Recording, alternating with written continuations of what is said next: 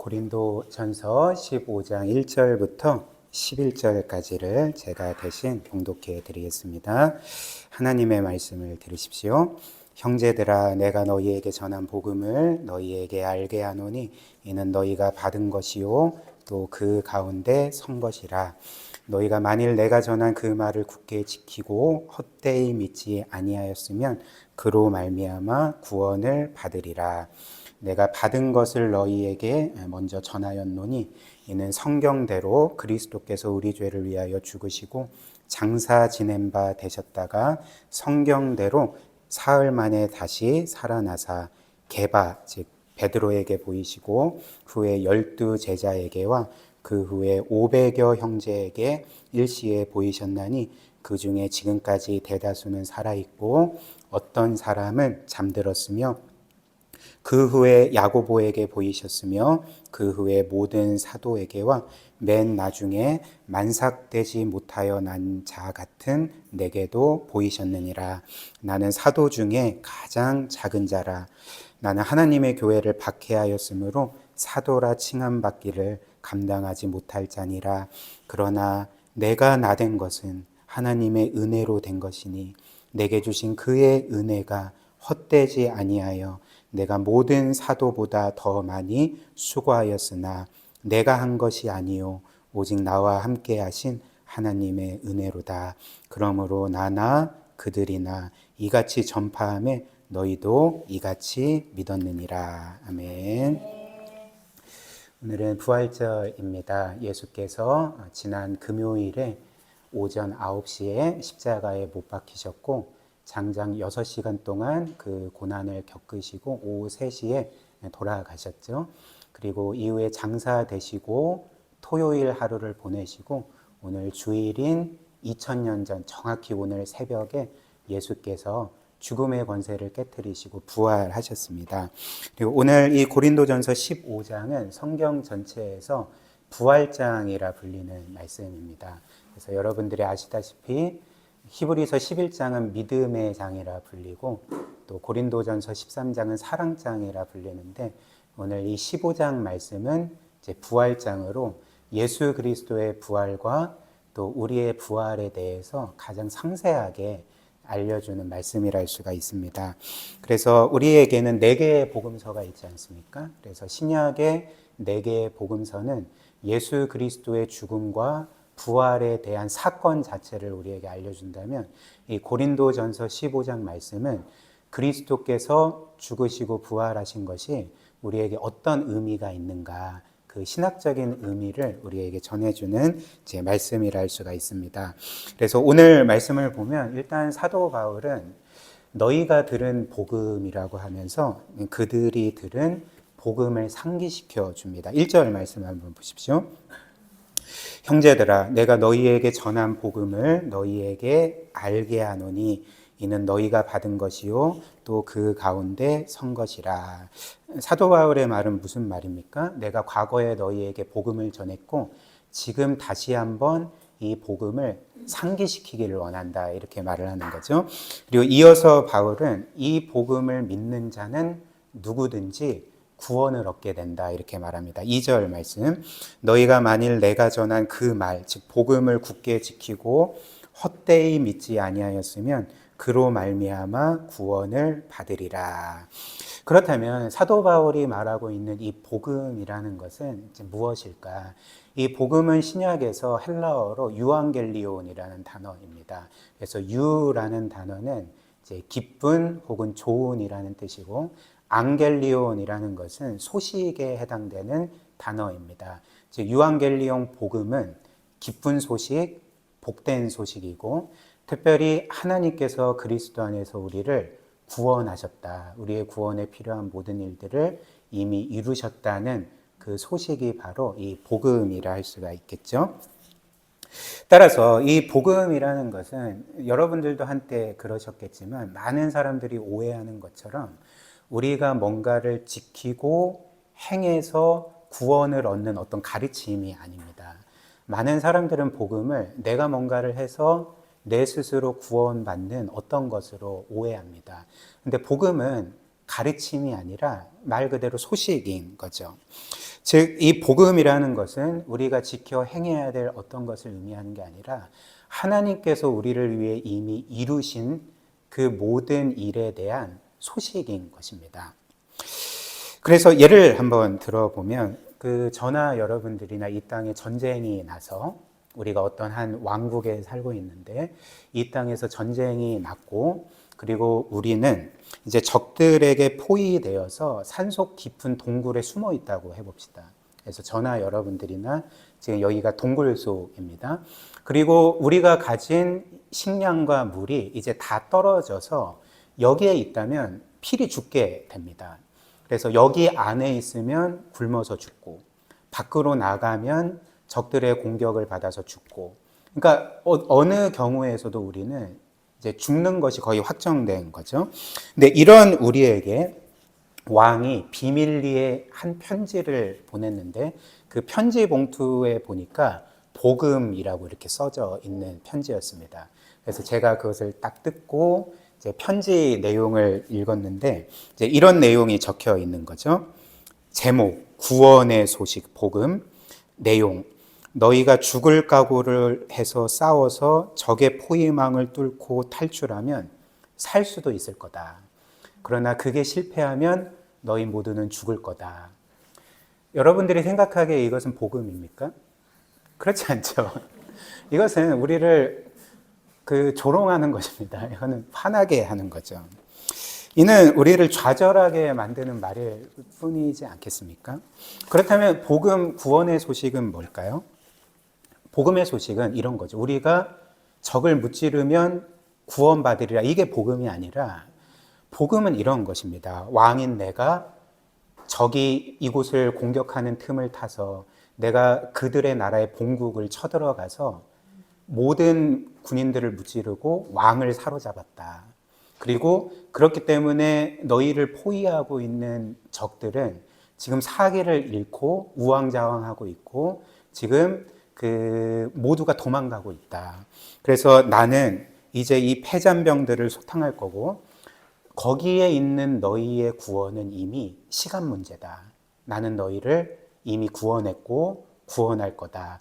이런 게 바로 복음이라는 것입니다. 그렇다면 우리는 이런 편지를 받아들고 이제 어떻게 하면 구원을 받을 수 있을까요? 나가서 싸워야 될까요? 그렇지 않죠. 여전히 나가서 싸우면 우리가 죽을 수도 있는 거죠. 그러니까 우리가 구원받기 위해서 해야 될 일은 뭐냐면 그 편지를 믿는 거죠. 그 복음을 믿고 우리의 구원자 왕을, 이미 모든 적들을 무찌른 왕을 믿고 기다리면 되는 것입니다. 끝까지 믿고 기다리면 되는 거죠. 이것이 바로 복음입니다. 그래서 다시 말씀드리지만 이 복음은 우리가 뭔가를 행해서 스스로 구원받는 가르침을 의미하는 게 아니라 이미 하나님이신 그리스도께서 우리의 구원에 필요한 모든 일들을 다 이루셨고 그것을 믿는 자는 구원을 받게 되리라는 그 소식, 기쁜 소식이 바로 이 복음이라는 것입니다. 따라서 우리가 해야 될 일은 무엇입니까? 믿는 거죠. 우리의 구세주, 그 예수 그리스도를 믿고 신뢰하고 끝까지 의지하고 그 믿음을 따라 살면 우리는 구원을 받게 되는 것입니다. 그렇다면 이제 복음의 구체적인 내용은 뭘까? 오늘 사도 바울은 두 가지를 말하는데요. 즉 하나님께서 우리를 구원하시기 위해서 행하신 구체적인 일이 무엇인가? 첫 번째는 하나님이신 그리스도께서 우리를 위해 죽으셨다는 것입니다. 이게 이제 복음입니다. 3절 말씀 보십시오. 내가 받은 것, 즉 내가 받은 복음을 먼저 너희에게 전하였노니 이는 성경대로 그리스도께서 우리를 위하여 죽으셨다. 성경대로 그리스도께서 우리를 위해 죽으셨다. 복음을 이렇게 말합니다. 그래서 일단 성경대로 그리스도께서 죽으셨다고 할 때 이 성경대로라는 말의 의미는 무엇을 의미하겠습니까? 예수 그리스도께서 성경대로 죽으셨다는 것은 그리스도께서 이미 처음부터, 아니 영원 전부터 우리를 위해 죽기로 예정돼 있었다는 것을 의미한다는 거죠. 이게 성경대로라는 말의 의미인 것입니다. 그래서 베드로전서 1장 18절부터 21절을 보면 예수께서 이미 창세 전부터 우리를 위해 죽기로 예정되어 있다는 것을 잘 알려줍니다. 우리말 성경인데 한번 들어보십시오. 18절, 여러분이 알다시피 조상들로부터 물려받은 헛된 생활 방식에서 여러분이 해방된 것은 은이나 금같이 썩어질 것으로 된 것이 아니요 오직 흠도 없고 점도 없는 어린 양 같은 그리스도의 보배로운 피, 즉 그분의 죽음으로 된 것입니다. 그리고 20절, 그리스도는 창세 전부터 미리 알려지셨고, 무슨 말일까요? 그리스도께서 우리를 위해 죽으시고 보배로운 피를 흘리실 것이 이미 창세 전부터 알려졌다는 거죠. 예정되었다는 것입니다. 그리고 여러분을 위해 마지막에 그 성경대로 나타나셨습니다. 여러분은 그리스도로 인해 하나님을 믿는 사람들입니다. 하나님은 그리스도를 죽은 사람들 가운데서 살리시고 그분에게 영광을 주셨습니다. 그러므로 여러분의 믿음과 소망은 하나님께 있습니다. 이렇게 전해줍니다. 그리고 이렇게 예수 그리스도의 죽음이 창세 전부터, 영원 전부터 정해져 있었다는 것은 바꿔 말하면 우리에게 무엇을 의미할까요? 하나님께서 창세 전부터 그리스도를 우리를 위해 죽이시기로 예정하실 만큼 우리를 사랑하셨다는 것을 보여주는 거죠. 즉 에베소서 1장 말씀처럼 하나님은 창세 전부터 그리스도 안에서 우리를 사랑하셔서 우리를 그분의 자녀로 정하셨고 때가 되어서 그분의 아들의 피로 우리를 구속하셔서 우리를 영원한 그분의 아들로 딸로 삼아 주셨던 것입니다. 또한 이 3절 말씀에 성경대로 그리스도께서 우리를 위해 죽으셨다고 할 때 우리 죄를 위하여라는 말이 있지 않습니까? 여기에서 위하여라는 말, 그 헬라어가 휘페르라는 단어인데 이 휘페르라는 단어는 그 위하여라는 의미도 있지만 무엇을 대신하여 혹은 무엇을 대표하여 무엇 때문에 라는 의미도 있습니다. 그래서 이 모든 의미를 종합하면 이제 어떤 의미가 되겠습니까? 그리스도는 우리 죄를 위하여 죽으셨을 뿐만 아니라 우리 죄 때문에 죽으셨고 우리 죄를 대표해서 죽으셨음을 우리에게 알려주는 말입니다. 그래서 그리스도께서 우리를 대신하여 죽으셨다는 것은 뭘 의미합니까? 원래 죽어야 될 분이 그분이 아니라 우리임을 보여주는 거죠. 원래 죄로 인해서 죽고 죄로 인해 영원히 멸망되어야 할 사람은 예수님이 아니라 우리였던 것입니다. 그리고 우리가 그렇게 영원토록 죽어야 될 우리의 죄는 사실 제가 늘 강조하는 것처럼 뭔가 나쁜 행동하거나 나쁜 말하거나 나쁜 생각하는 정도가 아닙니다. 혹은 어떤 범법 행위를 하는 것이 성경이 말하는 죄의 전부가 아닙니다. 그것은 단편적인 것일 뿐입니다. 성경이 말하는 죄의 핵심은 피조물일 뿐인 우리가 창조주이시고 무한한 위엄과 영광을 가지신 그 하나님의 자리를 빼앗아 앉는 것이죠. 우리가 하나님 대신 하나님 노릇하며 살아가는 것이, 그분을 그렇게 거스르며 살아가는 것이 죄의 본질이라는 것입니다.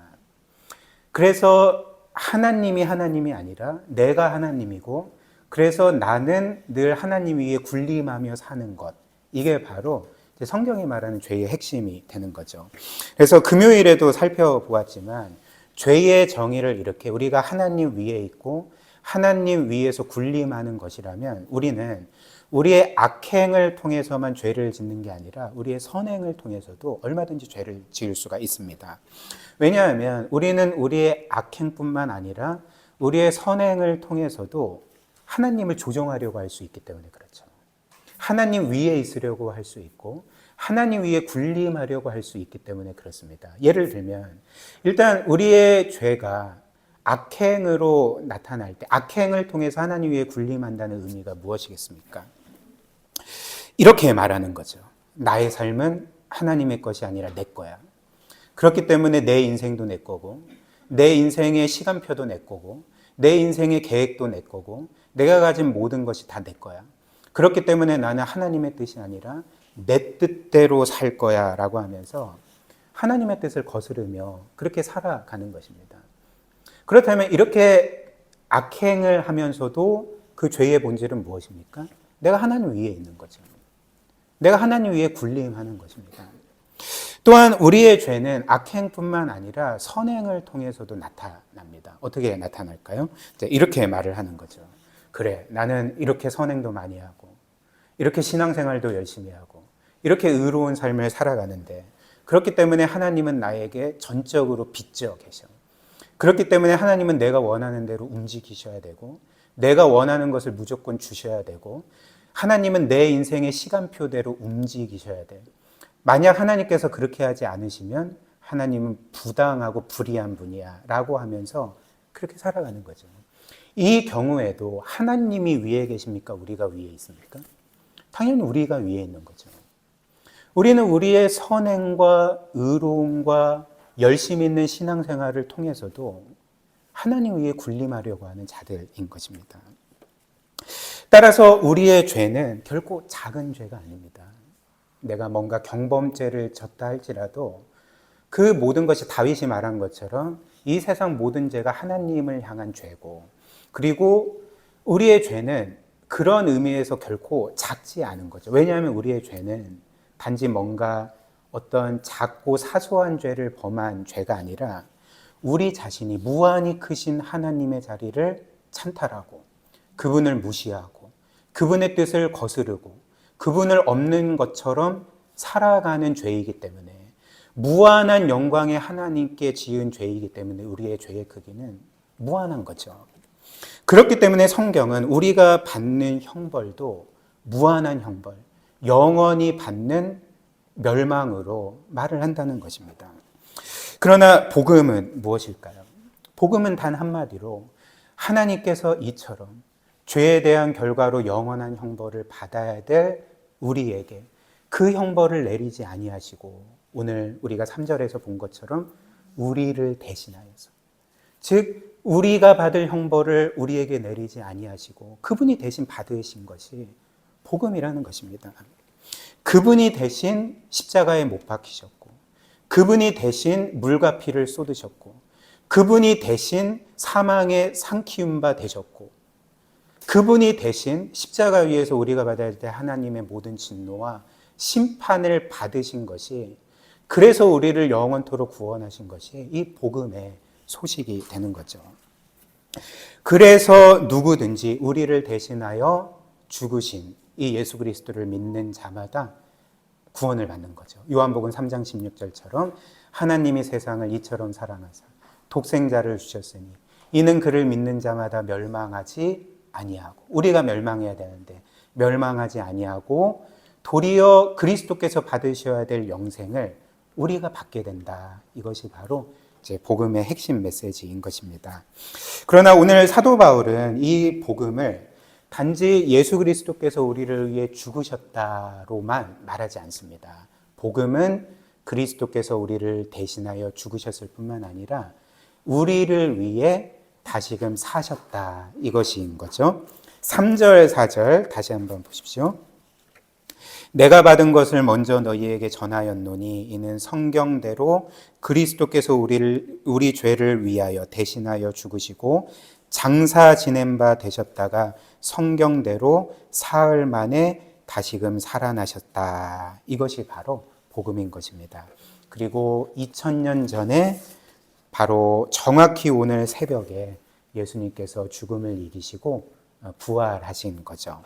따라서 저는 오늘 이 고린도전서 15장 말씀을 통해서 이제 그리스도의 부활에 대해서 성경이 말하는 진리를 살펴보고자 합니다. 그래서 이를 세 부분으로 살펴보고자 하는데요. 시간 관계상 오늘은 첫 번째 항목만 살펴보고 이제 두 번째, 세 번째 항목은 다음 주에 살펴보겠습니다. 그래서 첫 번째는 예수 그리스도의 부활의 증거, 그리스도가 부활하셨다는 것의 증거는 뭔지를 살펴볼 거고요. 다음 주는 그 부활의 의미와 또 우리도 그리스도처럼 부활할 텐데 우리가 부활할 때 어떤 모습으로 부활하는지 부활의 형태에 대해서 살펴보겠습니다. 일단 첫 번째로 오늘은 그리스도의 부활의 증거, 즉 그리스도께서 진짜 부활하셨다는 그 증거가 뭔지를 오늘 성경 말씀에 의거해서 살펴보겠습니다. 일단 그리스도께서 부활하셨다는 것을 믿을 수 있는 증거는 무엇일까요? 첫 번째는 부활하신 그리스도를 직접 본 증언자들, 목격자들이 많았다는 것입니다. 5절부터 8절 한번 보십시오. 5절, 게바, 즉 베드로에게 보이시고 후에 12 제자에게와 그 후에 500여 형제에게 일시에 보이셨나니 그 중에 지금까지 대다수는 살아있고 어떤 사람은 잠들었으며 그 후에 야고보에게 보이셨으며 그 후에 모든 사도에게와 맨 나중에 만삭되지 못하여 난 자 같은 내게도, 즉 사도 바울에게도 보이셨느니라, 이렇게 말합니다. 일단 사도 바울은 예수 그리스도의 부활을 말하면서 부활하신 그리스도를 본 사람은 12 제자뿐이다, 이렇게 말하지 않죠. 오늘 말씀이 뭐라고 말합니까? 12 제자가 부활하신 그리스도를 직접 만났을 뿐만 아니라 더 나아가 그 예수는 500여 형제에게 일시에 보이셨다. 500명이 넘는 사람들에게 그리스도께서 자신의 부활을 보이셨고, 그리고 그 중에서 몇 명은 지금 죽었지만, 나이가 많거나 뭐 병들었거나 죽었지만 뭐라고 말합니까? 대다수는 살아 있었다. 사도 바울이 이 말을 하는 당시에 대다수의 목격자들이 살아 있었다, 이렇게 말을 하는 거죠. 그리고 자기도 부활하신 예수 그리스도를 보았다, 이렇게 말을 하는 것입니다. 그래서 이는 무슨 말입니까? 이렇게 증인들이 많았고 그 중에 대다수는 살아있다는 말은 이제 무슨 말일까요? 그러니까 사도 바울은 지금 고린도 교회 성도들과 또 우리 모두에게 이렇게 말을 하고 있는 거죠. 당신이 예수 그리스도께서 진짜 부활하셨다는 것을 확인하고 싶다면, 증거를 찾고 싶다면 당신에게는 부활하신 예수님을 목격한 500명이 넘는 증인들이 있습니다. 그렇기 때문에 당신은 얼마든지 교회에 가서 그 증인들을 만날 수 있고 부활하신 예수님에 대한 사실을 전해 들을 수 있을 것입니다. 당신은 충분히 그리스도의 부활을 확인할 수가 있습니다. 이렇게 말을 했던 거죠. 특별히 오늘 우리가 보고 있는 이 고린도전서 말씀은 그 기록 시기가 AD 53년에서 55년경에 그렇게 기록이 되어 있습니다. 그리고 여러분들이 아시다시피 예수 그리스도께서 죽으시고 부활하시고 승천하셨을 때가 몇 년인지 아십니까? 약 33년, AD 33년경이었기 때문에 그리스도께서 부활하시고 승천하시고 이 고린도 전서가 기록된 이 시기의 격차는 한 20년 정도밖에 나지 않았다는 거죠. 한 20년 정도밖에 흐르지 않은 시점에서 지금 사도 바울이 그리스도의 부활을 증거하고 있는 거죠. 그리고 바울의 말처럼 당시 부활하신 예수님을 목격한 증인들 중에 대부분이 살아 있었습니다. 왜냐하면 20년밖에 지나지 않은 가운데 있었기 때문에 대부분이 살아 있었던 거죠. 그래서 만약 이 고린도 전서가 그리스도께서 부활하시고 승천하신 이후에 한 수백 년 이후에 기록되었다면 사람들은 그리스도의 부활을 그 신빙성 없는 것으로 치부해 버릴 수도 있었을 것입니다. 그러니까 수백 년이 지난 이후에 증인들도 없고 이것을 확인할 길도 없고, 그렇기 때문에 제자들이 뭔가 꾸며낸 이야기거나 혹은 전설이나 신화 같은 이야기일 거다, 이렇게 치부해 버릴 수 있지 않겠습니까? 그러나 그렇지 않은 거죠. 그리스도의 부활 사건은 결코 꾸며낸 이야기가 될 수가 없습니다. 왜냐하면 증인이 한두 명이 아니라 혹은 12명의 제자들만이 아니라 500명이 넘는 증인들이 있었기 때문에, 그리고 그 증인들이 한입 모아서 부활하신 예수 그리스도에 대해서 증거하고 있었기 때문에 이것은 꾸며낸 이야기가 될 수가 없는 거죠. 예를 한번 들어볼까요? 그 지금으로부터 45년 전에 이 광주에는 5.18 민주화 운동이 있었습니다. 그래서 그때 수십만 명의 시민들이 그 전두환 신군부에 대항해서 그 민주화 항쟁을 했고, 그러나 그 불행하게도 신군부의 발포와 무자비한 진압으로 인해서 수많은 사람들이 죽거나 다쳤습니다. 그래서 너무나도 불행한 일이 이제 일어나게 된 거죠. 그리고 이런 그 5.18 민주화 운동에 대한 그 역사적인 사실은 이미 사실이라고 확증되었습니다. 모든 사람들이 이것은 역사적으로 일어난 한 사건이라고 인정을 합니다. 그러나 그럼에도 불구하고 안타까운 것은 과거부터 지금에 이르기까지 이 5.18 민주화 운동이 북한군의 지령을 받아서 북한군에 의해서 일어난 폭동 사건이라고 주장하는 사람들이 꽤 있다는 거죠. 그리고 이 말도 안 되는 이야기에 그 동조하는 사람들도 꽤 많이 있습니다. 그러나 그 대부분의 사람들은 그들이 말하는 북한군 개입설을 이것은 사실이 아니다, 이것은 거짓이다라고 말합니다. 왜 그럴까요? 어떻게 그것을 확인할 수가 있겠습니까? 왜냐하면 이 5.18 민주화 운동이 일어난 지가 50년도 안 됐기 때문에 그렇죠. 그리고 그 사건을 목격한 수십만의 시민들과 기자들이 여전히 생존해 있어서, 그 기록들이 여전히 남아 있어서 그 사건에 대한 실체를 우리에게 증거해 주고 있기 때문에 그렇습니다. 심지어 그 어떤 한 TV 프로그램을 보니까, 토론 프로그램을 보니까 그 보수 원로인 그 조갑재 씨조차도 이 5.18 민주화 운동, 특별히 이에 대한 북한군 개입설은 전적으로 거짓말이다, 이것은 보수 진영에서 거짓말을 한 거다, 이제 이렇게 말을 하기도 했습니다. 그렇다면 그 보수 원로인 조갑재 씨가 이 5.18 북한군 개입설은 거짓이다라고 자신 있게 말할 수 있는 이유가 무엇이겠습니까? 여러 증거가 있지만 실제로 조갑재 씨가 45년 전에 그 부산국제신보의 기자로서 1980년 5월 18일부터 27일까지 광주에 들어와 있었기 때문에 그렇습니다. 그 사건을 취재하고 있었기 때문에 그렇습니다. 그러니까 뭘 의미하겠습니까? 조갑재 씨는 5.18 사건의 증인인 거죠. 지금도 살아있는 증인인 거죠. 그래서 그의 말을 한번 들어보시죠. 광주 사태는 목격자가 많은 사건이다. 광주 시민 수십만 명과 진압군이 목격자이고 수백 명의 직업적 구경꾼들, 즉 기자들이 그 사건을 취재했다. 외국 기자들도 많았다. 그래서 공개적으로 일어나고 공개적으로 취재된 사건이다. 비디오와 사진도 많다.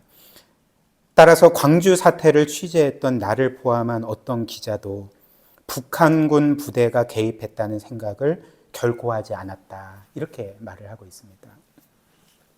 그런데 앞서 말씀드린 것처럼 이 고린도전서의 기록 시기는 50년 정도가 아닙니다. 그리스도께서 부활하시고 승천하시고 20년 정도가 지난 시점에서 이것이 기록이 되었고, 그때 500명이 넘는 증인들이 살아서 증언을 하고 있었습니다. 그러니까 뭘 보여주겠습니까? 예수 그리스도께서 진짜 부활하셨다는 것을 우리에게 보여주는 거죠. 물론 어떤 사람들은 이에 대해서 이런 주장을 할 수도 있을 것입니다. 아, 예수 그리스도의 부활은 다 날조된 거야. 그거는 12 제자들이 자신의 어떤 종교적인 이득을 취하기 위해서 그들 12명과 함께 500여 사람들이 입을 맞춰서 그리스도는 부활했다, 우리가 그게 거짓이지만 그리스도가 부활했다고 우리가 입 맞춰서 뭔가 이득을 취하자, 이렇게 해서 날조된 거다, 이렇게 주장할 수도 있을 것입니다. 그러나 이는 있을 수 없는 일이죠. 왜냐하면 일단은 한두 사람도 아니고, 아니 10명 내외가 아니라 500명이 넘는 사람이 그게 거짓인데도 불구하고 사실이라고 입맞추자라고 하는 것 자체가 거의 불가능한 일에 가깝습니다. 들통나게 되어 있습니다. 거짓말은 반드시 들통나게 되어 있습니다. 그런데 이제 더 큰 문제가 있습니다. 그 문제는 이렇게 그 12명과 500여 형제가 이게 거짓인데 우리의 어떤 이득을 위해서 사실이라고 주장하자, 이렇게 그 단합을 했다고 치면, 그들이 예수님의 부활이 거짓임에도 불구하고 그것을 사실이라고 주장할 때 그들이 얻을 수 있는 이득이 전혀 없었다는 거죠. 어떤 이득도 그들은 볼 수가 없었습니다. 오히려 그들이 예수 그리스도께서 부활하셨다고 그게 거짓인데 사실처럼 거짓말을 하면서 그것을 꾸며서 퍼뜨릴 때 그들을 기다리고 있었던 것이 뭔지 아십니까? 어떤 종교적인 이득이 아니라, 어떤 명예가 아니라 그들을 기다리고 있었던 것은 무자비한 핍박과 죽음밖에 없었습니다.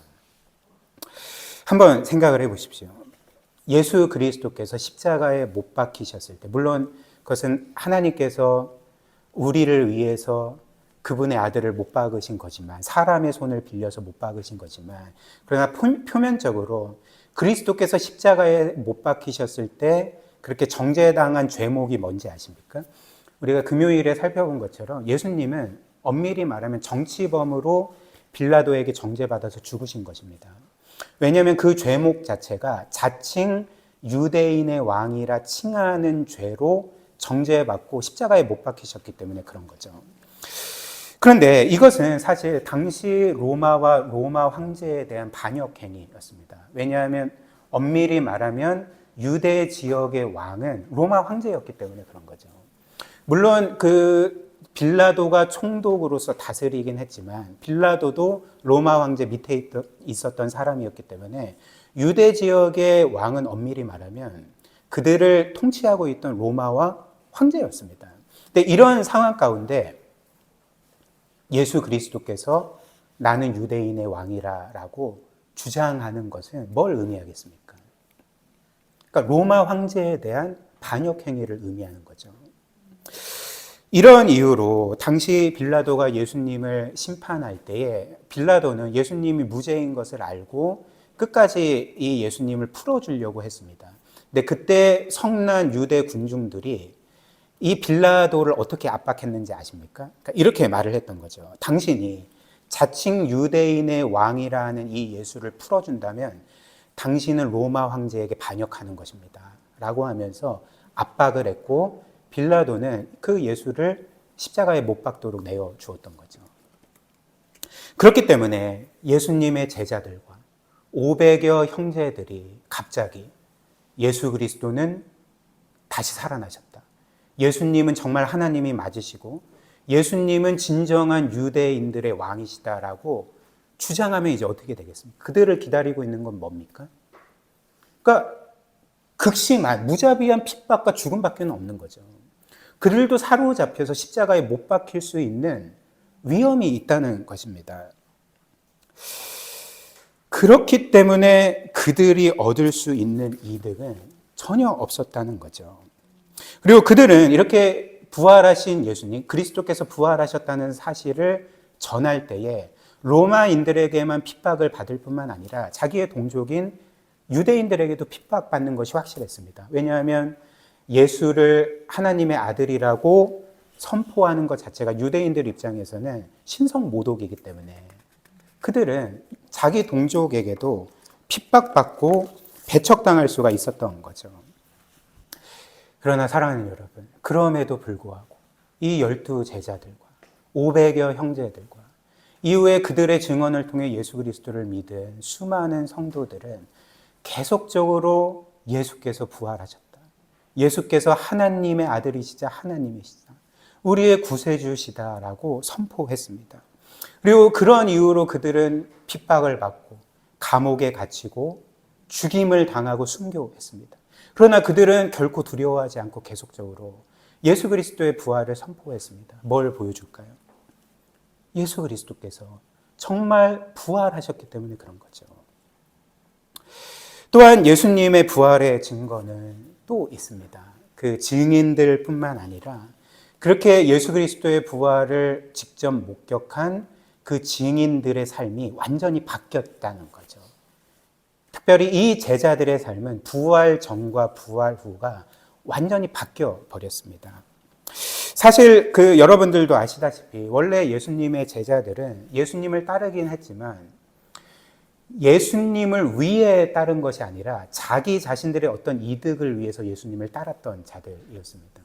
모두가 예수님을 자신의 어떤 목적을 위해 이용하기 위해서 예수님을 따랐던 사람들이었습니다.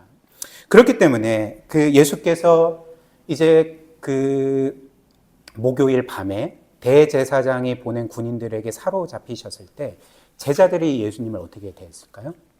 모두가 예수님을 배반하고 도망가 버렸던 거죠.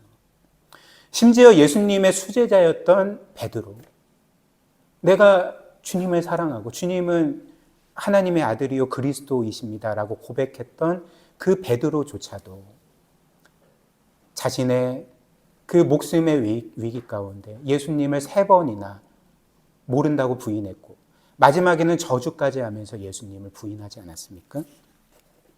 그런데 어느 날 갑자기 이들은 예수 그리스도께서 정말 살아나셨다고 외치기 시작했습니다. 그리고 이분만이 진정한 하나님의 아들이시자 우리의 구세주라고 선포하며 다니기 시작했습니다. 그리고 그들은 그것 때문에 대제사장에게 또 로마인들에게 핍박을 받고 심지어 순교까지 했음에도 불구하고 두려워하지 않고 끝까지 그리스도의 부활을 전했던 거죠. 그래서 결국 사도 요한을 제외한 모든 사도들이 순교했습니다. 그렇다면 부활 전에는 자신의 어떤 이득을 위해서 위기에 처하자 예수님을 그렇게 가차없이 버렸던 이 제자들이 부활 후에는 어떻게 그 예수님을 위해서 생명을 걸고 그분을 하나님의 아들로 선포할 수가 있었는가? 어떤 일이 벌어진 것이겠습니까? 그러니까 인간적으로는 설명이 안 되는 거죠. 바로 예수 그리스도께서 진짜 부활하셨고 그들을 만나주셨고 자신이 정말 하나님의 아들이심을 드러내셨고 그리고 그 아들께서는 그분을 배반한 우리를 위해서 죽으시고 우리를 사랑하시고 구원하신 진짜 우리의 구세주이시구나 라는 것을 깨닫게 되었을 때 그들의 삶이 완전히 변화되게 되는 거죠. 사실 만약에 예수 그리스도의 부활이 정말 제자들이 꾸며낸 이야기였다면 그들은 자신들이 꾸며낸 거짓말 때문에 목숨을 걸 수가 없을 것입니다. 상당한 이득을 본다 할지라도 그게 목숨과 관련된 일이라면 그들은 거짓말하지 않습니다. 왜냐하면 이 세상에 목숨보다 귀한 것이 없기 때문에 그런 거죠. 그래서 사기꾼이 아무리 자신의 거짓말로 막대한 이득을 취한다 할지라도 그것 때문에 자신의 생명까지 걸지는 않는 거죠. 그러나 그리스도의 부활을 목격한 제자들과 성도들은 그 부활 때문에 자신의 생명을 걸었습니다. 자신의 모든 것을 걸었습니다. 그것도 기쁨과 감사함과 확신으로 자신의 생명을 걸었던 거죠. 진짜 그리스도께서 부활하셨기 때문에 그리고 그분의 부활로 그들을 영원히 구원하셨고 그들에게 영원한 나라와 영광을 안겨주신 것을 굳게 믿었기 때문에 그들은 그리스도를 위해서 자신의 생명을 아까워하지 않고 그분을 많은 사람들에게 담대하게 전할 수가 있었던 것입니다. 그리고 이는 오늘 고린도전서를 통해서 이렇게 부활의 사실을 그리스도의 부활의 진리를 전하고 있는 사도 바울에게도 일어난 일이었습니다. 사실 여러분들이 아시다시피 그 사도 바울은 우리가 아는 사도 바울은 정말 죽기까지 그리스도께 충성하여서 그분의 복음을 사람들에게 전한 사람 아니겠습니까? 그리고 사도 바울은 이렇게 평생 그리스도를 전하다가 이제 전승에 따르면 그 AD 한 60년 경에 그 로마 네로 황제에 의해서 순교당하게 되었습니다. 그래서 교회 전승에 따르면 그때 로마 황제에게 순교당한 2명의 사도가 이제 베드로와 이 바울인데 베드로는 십자가형 선고를 받고 죽었는데 자신은 예수님처럼 똑바른 위치로 십자가에 못 박혀 죽을 수가 없다. 나는 거꾸로 십자가에 못 박혀 죽겠다 해서 그렇게 순교를 했고 사도 바울 같은 경우에는 로마 시민권자였기 때문에 당시 그 로마법에 따르면 로마 시민은 십자가에 못 박는 일이 금지됐거든요. 너무나도 잔혹한 처형 방식이었기 때문에 그래서 사도 바울은 대신 그 참수형을 당해서 순교를 당했다 이렇게 전해집니다. 그런데 이런 사도 바울이 사도가 되기 전에 어떤 인물이었는지 우리가 잘 알지 않습니까? 이 사도 바울은 예수 그리스도를 이 세상에서 가장 증오하던 인물이었습니다. 그리스도를 향한 그 맹렬히 타는 분노를 가지고 그리스도와 교회와 성도들을 핍박하던 자였습니다. 그래서 사도 바울의 지상 대명령, 그의 그 지상 사명은 이 땅에 존재하는 모든 교회와 성도들을 없애버리는 것이었습니다. 이게 그의 인생의 궁극적인 목적이었습니다. 그래서 그 사도 바울이 9절에서 자신의 과거에 대해서 이렇게 말하죠. 9절 한번 보십시오. 나는 사도 중에 가장 작은 자라. 나는 하나님의 교회를 박해하였으므로 사도라 칭함받기를 감당하지 못할 자니라. 이렇게 말을 하는 거죠. 그러나 그 또한 갑자기 자신이 증오하고 핍박하던 그 예수 그리스도께서 진짜 하나님의 아들이시라고, 진짜 부활하신 우리의 구세주라고 전하며 다니기 시작했습니다. 그리고 그 예수 그리스도를 위해 받는 핍박과 고난조차도 오히려 영광으로 여겼던 거죠. 사도행전 20장 24절, 내가 달려갈 길, 사도 바울의 말입니다. 내가 달려갈 길과 주 예수께 받은 사명, 곧 하나님의 은혜의 복음을 증언하는 일을 마치려 하면은 나의 생명조차 조금도 귀한 것으로 여기지 아니하노라. 어떻게 그리스도를 증오하고 교회를 핍박하던 이 바울이 이제는 그리스도를 위해 죽는 것조차도 영광이다라고 말할 수 있는 사람으로 변화되게 되었겠습니까? 그 또한 부활하신 예수 그리스도를 만났기 때문에 그렇습니다. 8절 말씀, 맨 나중에 만삭되지 못하여 난 자 같은 내게도 보이셨느니라. 부활하신 예수께서 그에게 나타나셨던 거죠. 그래서 사도 바울은 이후로 자신이 그토록 증오했는데도 불구하고, 자신이 그토록 핍박했는데도 불구하고 그 그리스도께서 정말 부활하신 하나님이시고 특별히 자신을 위하여 십자가에 못 박힌 구세주였음을 깨닫게 된 후에 그는 자신의 생명을 조금도 아까워하지 않는, 자신이 받은 은혜 때문에 그리스도를 위해 살아간 삶을 살았던 것입니다. 그래서 10절 말씀 보십시오. 우리 10절을 한번 같이 읽어볼까요? 10절 시작. 그러나 내가 나 된 것은 하나님의 은혜로 된 것이니 내게 주신 그의 은혜가 헛되지 아니하여 내가 모든 사도보다 더 많이 수고하였으나 내가 한 것이 아니요 오직 나와 함께 하신 하나님의 은혜로다. 사도 바울은 내가 모든 사도보다 훨씬 더 많은 수고를 했다. 희생을 하고 헌신을 했다. 근데 그 이유를 뭐라고 말합니까? 모두가 하나님의 은혜 때문이고, 심지어 내가 이렇게 헌신하고 희생하는 것조차도 하나님의 은혜다라고 말을 하고 있는 것입니다. 그리고 이렇게 그리스도의 제자들 뿐만 아니라 그리스도의 부활을 목격한 다른 증인들과 그 증인들의 또 그리스도를 전하는 것을 통해 구원받은 이후의 모든 사람들은 실로 놀라울 정도의 이타적인 삶을 살았습니다. 그래서 그 초대교회, 실제로 그 초대교회 시기에 로마 제국에서 이 성도들은 그 이웃을 사랑하고 돕는 일에 굉장히 유명했습니다. 로마인들에게 굉장히 충격적으로 다가올 정도로 그들은 정말 자신의 모든 것을 아낌없이 베풀면서 자신의 동족뿐만 아니라 성도들뿐만 아니라 이방인인 로마인들까지 그렇게 사랑하고 섬겼습니다. 그래서 그 로마의 한 황제가 이런 상황에 대해서 이제 불평하면서 이런 말을 하기도 했습니다. 내가 보니까 저 그리스도인들은 날로 성장하고 부흥하고 있다.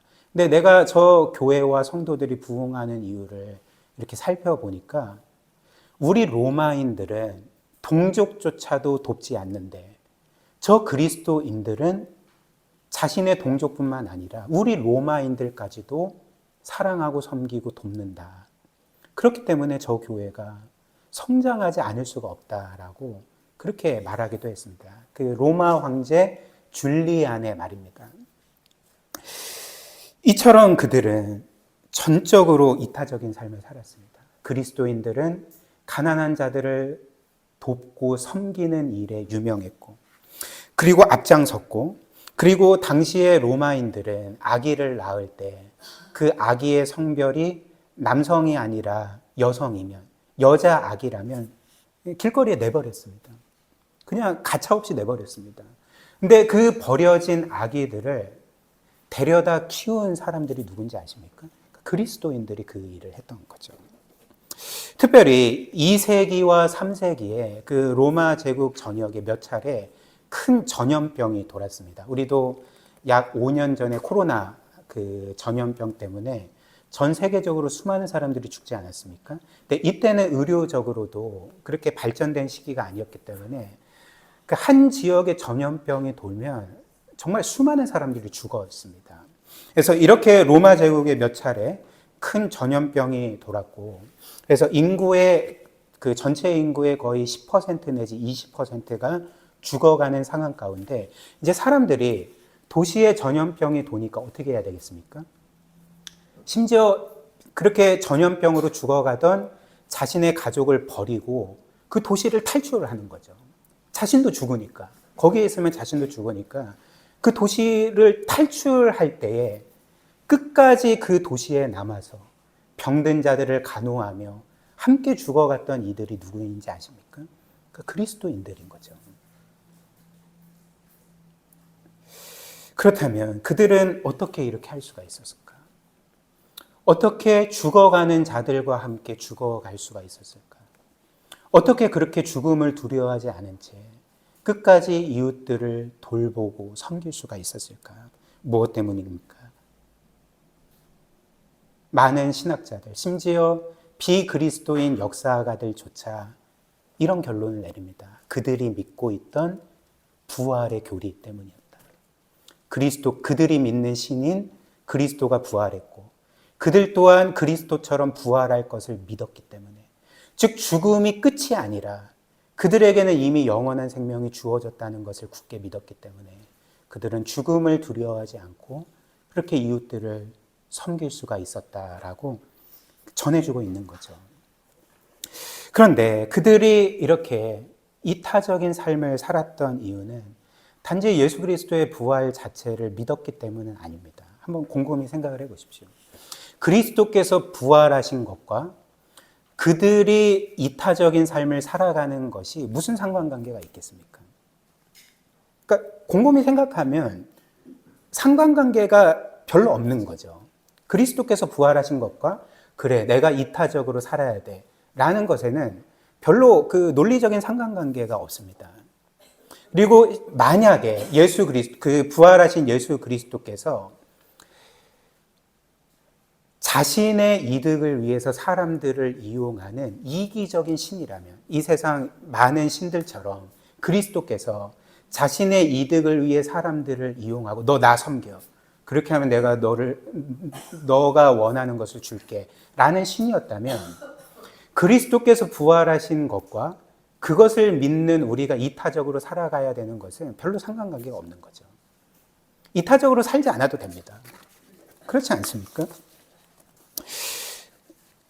그러나 이들은 그리스도의 부활을 믿었을 때 전적으로 이타적인 삶을 살았습니다. 왜 그럴까요? 그들의 그 부활하신 하나님이신 예수 그리스도께서 철저하게 사람들을 위해서, 죄인들인 자신들을 위해서 이타적인 삶을 사셨기 때문에 그렇습니다. 무한히 높으신 하나님께서 우리를 구원하시기 위해 자신을 무한히 낮추셨고, 왕의 모습으로 이 세상에 오신 것이 아니라 가장 미천한 종의 모습으로 낮아지셔서 사람들을 섬기셨습니다. 그리고 그들은 살아생전에 가난한 자들을 도우시고 외로운 자들의 친구가 되어주시고 마음 아픈 자들을 위로해 주시고 그들과 늘 함께해 주셨을 뿐만 아니라 마지막에는 우리를 위해 자신의 전부, 자신의 생명, 자신의 모든 물과 피를 아낌없이 내어주신 전적으로 이타적인 신이셨기 때문에, 그런 이타적인 구세주셨기 때문에 그리스도인들이, 우리의 부활한 신은 이렇게 우리를 사랑하시고 우리를 위해 헌신하시고 우리를 위해 모든 것을 내어주신 신이시라면 우리는 그분을 믿는 믿음으로 그분을 본받는 이타적인 삶을 살아야 된다. 이런 고백으로 그런 놀라운 삶을 살아갈 수가 있었던 것입니다. 사랑하는 여러분, 이처럼 예수 그리스도의 부활을 믿는 것은 단지 이 부활에 대한 교리적인 지식을 아는 것만으로 그칠 수가 없습니다.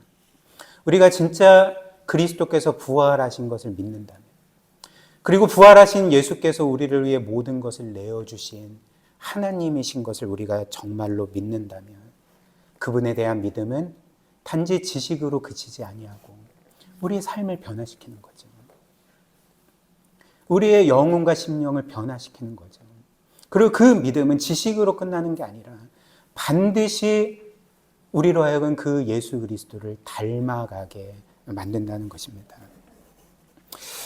이런 이유로 18세기의 미국의 위대한 신학자이자 목회자였던 조나단 에드워즈는 종교인과 이 복음을 참되게 믿는 그리스도인의 차이를 이렇게 말을 했습니다. 한번 들어보십시오. 제가 패러프레이즈한 건데요. 한번 들어보십시오. 종교인들은 하나님을 유용한 분으로 대하며 내게 이득이 될 때에만 순종하지만 참되게 그분을 믿는 자들은 그 하나님과 예수 그리스도를 아름다운 분으로 대하면서 그분이 베푸신 사랑과 은혜 때문에 순종합니다. 다시 한번, 종교인들은 하나님을 단지 내게 유용한 분으로 대하며 내가 이득을 볼 때에만 그분께 순종하지만 참되게 믿는 자들은 하나님을 아름다운 분으로 대하며 그분이 베푸신 사랑과 은혜 때문에 그분께 순종합니다. 이렇게 말을 했던 것입니다. 가장 높으신 분께서 우리를 위해 가장 낮아지시고 우주의 왕이신 분께서 우리를 위해 종이 되어 섬기시고 모든 것을 가지시고 우리에게 어떤 것도 주실 의무가 없는 분께서 그분의 모든 것, 그분의 외아들, 그분의 생명까지 우리에게 아낌없이 내어주셨다면 이 세상에서 그분만큼 우리에게 아름다운 분이 어디 있겠습니까? 그분만큼 여러분들에게 아름다운 분이 어디 있겠습니까?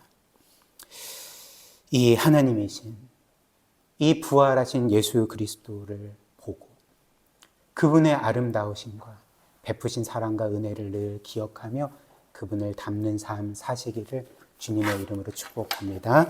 우리 함께 말씀 기억하며 기도하도록 하겠습니다.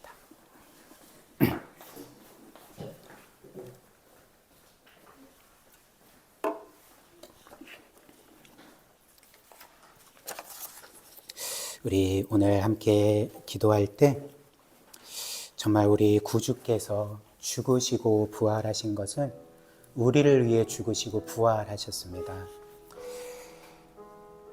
성경이 말하는 것처럼 고린도전서 다른 말씀이 말하는 것처럼 그리스도께서 부활하시지 않았다면 여전히 무덤 가운데 있었다면 너희는 여전히 죄 가운데 있고 죄 가운데 멸망했을 거다라고 말합니다. 그러나 죽음은 그분을 가둬둘 수가 없었습니다. 그분에게 군림할 수가 없었습니다. 그분은 죄와 사망의 권세를 깨트리시고 우리에게 영원한 생명과 나라를 선물로 주셨습니다. 얼마나 감사합니까?